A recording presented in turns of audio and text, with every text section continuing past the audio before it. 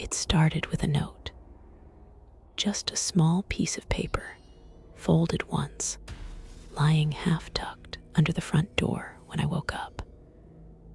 I thought it was trash at first.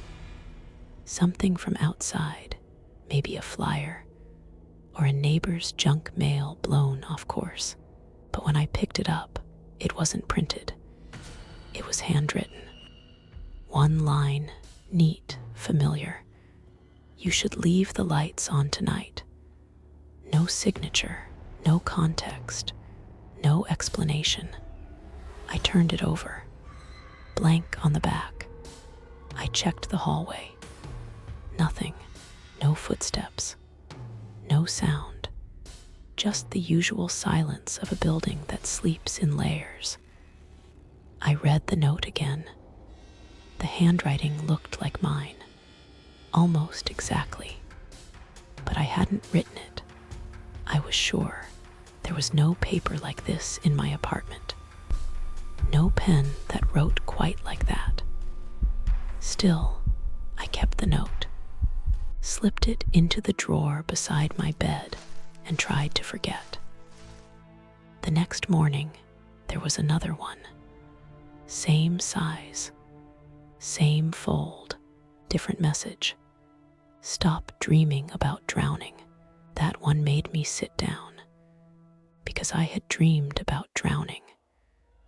That night, in detail, the bathtub, the silence underwater, the way light bends when you open your eyes beneath the surface. I hadn't told anyone. I lived alone. I hadn't written anything down. And yet, the paper was there, waiting. I stayed up that night, left all the lights on just in case. At 4:23 a.m., I heard the faintest sound, not footsteps, just the soft slide of something being pushed under a door. I didn't open it right away. When I did, the hallway was empty. The paper read, "The scar on your right wrist still hurts in the cold. You never told anyone that." Then I dropped it, because it was true. Because I'd said it to myself once, 5 years ago, in a hospital bathroom, while staring into a mirror that no longer exists. No one else had been there, except maybe me. But not this me, not anymore. I told myself it was a trick of memory, that maybe I had written the first few notes during a half-asleep haze, or that someone was playing a strange, intimate prank. But on the 4th morning, when I found the note that read, "Don't check the drawer today," and opened it anyway to find my old sketchbook sitting open to a page I didn't remember drawing. An image of a bed submerged in water. A figure curled beneath the sheets. I knew I wasn't imagining it. The sketchbook had been packed away for years. Stored, sealed, forgotten. I hadn't opened it since I moved here. I stared at the note again, at the familiar curve of the lowercase y, the tilt of the slanted E, the pressure on the downstrokes. It was mine, my hand, but not mine. I stayed home that day. I didn't eat much. I didn't move much. I just sat by the door and waited. Nothing came at night. No sound, no paper. At 4 a.m., I slipped a note under the door myself. One sentence. Simple. Who are you? Then I sat down and waited for silence to become something else. It didn't, not right away, but when I woke up on the floor, sometime after dawn, there was a paper in the same place as always, folded once. My name written on the outside, like I used to do when writing letters I never sent. Inside, you, if you had stayed. I didn't know what that meant. Not exactly. But it hit me with the kind of heaviness that only comes from something you already suspected. Something old and unfinished and echoing.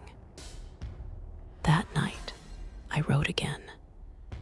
Stayed where? The reply came quickly this time. A single sentence, almost bored in its simplicity. In the version where you don't leave the hospital. I stared at it for hours. I didn't remember ever wanting to stay. I remembered fighting, getting out, trying to move forward. But some part of me remembered the weight of that hallway. The way the bed creaked when I shifted. The voice of the nurse who brought tea, but never asked questions. I wrote again. Why send these now? The answer came slower. The handwriting looked shakier. Because something is starting to forget you. That one made me nauseous.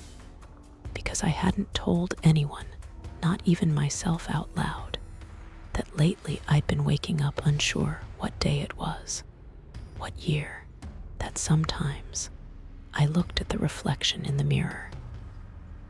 And it took just a second too long to remember the shape of my own face. That some days I felt like I was walking through a life that hadn't fully accepted I was the one living it. The next morning, the note said nothing. Just a circle drawn in thick pencil, smudged at the edges. I drew the same circle on a fresh page and slipped it under the door. I didn't expect a reply, but I got one. You're trying to open something that wasn't meant to stay closed. And beneath it, in tiny letters, I'm what you left behind.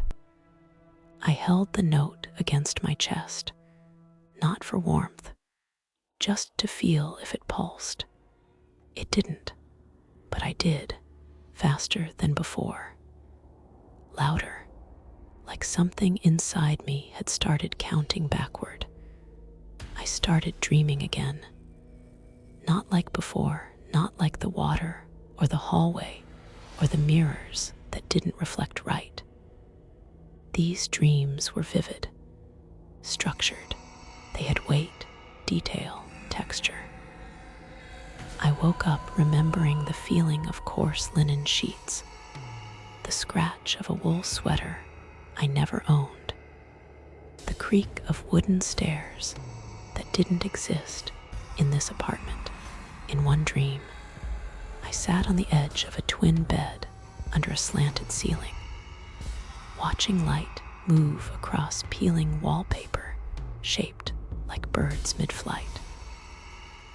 I felt older in the dream, smaller too, like the world was taller, but I had less to reach for. I woke up at 3:31 am, heart racing, breath sharp. On the floor beneath the door was the note. The wallpaper was always your favorite. You said the birds looked like they were almost free. I didn't scream. I didn't speak. I didn't touch the paper for 10 minutes. I just stared. Because I hadn't written about that dream. I hadn't even thought it clearly, but the note knew every word. That day I stayed in bed, didn't eat, didn't check my phone. I kept thinking of that word almost. Almost free, almost remembered, almost me. That night I dreamed again. A long corridor, my feet bare, cold floor tiles. I turned left at the end, past 3 closed doors, and stopped at the 4th. There was a sound behind it, familiar breathing. Not mine. I whispered, "Is someone there?" And the door opened not by a hand, but like like it had been waiting. Inside, a mirror. Not glass, polished metal. I looked in. The face wasn't mine. Not fully. It looked like me if I had aged differently. If I had slept more, smiled less. If I had stopped somewhere I never did. I woke up at 4:06 a.m. gasping. The note waiting that morning. You were 27 in that version. You never left the clinic. You taught art classes to kids who forgot what colors meant. You never spoke after 2021, but they said you were kind. I held the paper so tightly it nearly tore. The ink smudged under my thumb. That night, I burned it, not out of fear of attachment. But the next morning, the same note appeared again, rewritten. Same words, different paper, fresh, like nothing had been erased, like it never wanted to leave. The dreams came more frequently, memories that didn't belong to me, but felt earned. A yellow umbrella in a city that didn't exist. A piano I never learned to play, but my fingers moved with practiced rhythm.